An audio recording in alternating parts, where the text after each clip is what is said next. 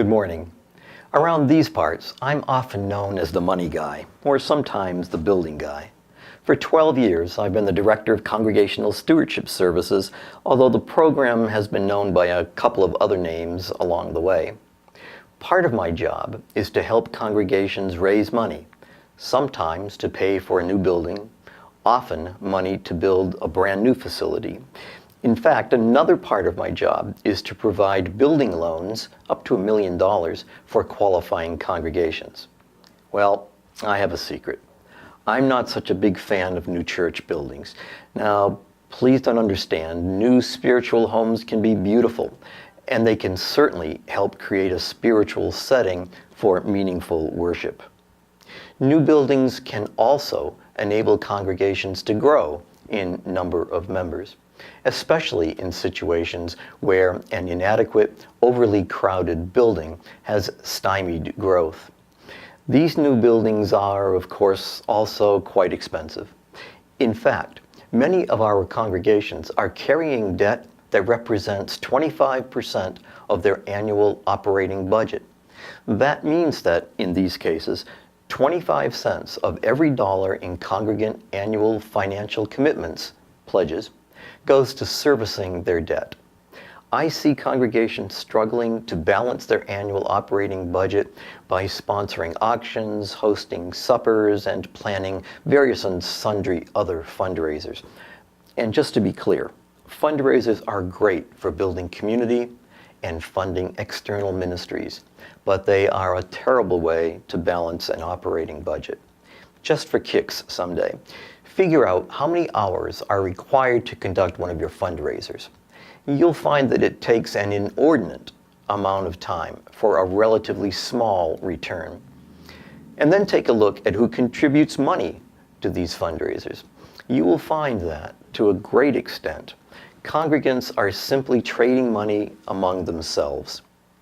So, while I get that new buildings are helpful, I wish that more of our congregations would focus on their internal programs, Green Sanctuary, lifespan religious education classes, and covenant groups, for example, and external ministries, such as partner churches, Haiti relief, and environmental justice causes, than on their buildings.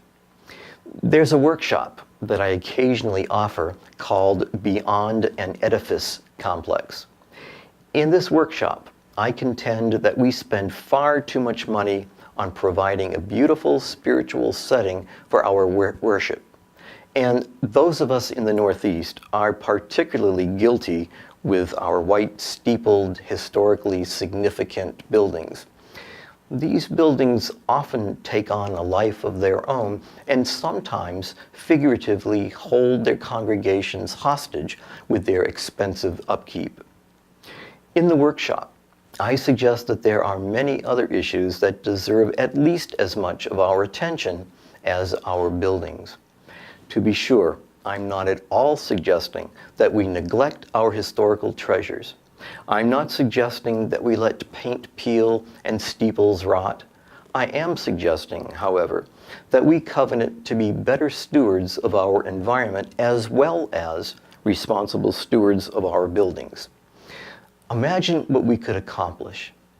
Imagine if we personally covenanted to no longer purchase or sell bottled water in our congregation, or that we would use only reusable dinnerware for our church events, or that we would put recycling bins at several locations for paper, cardboard, plastic, and metal, and then really use them.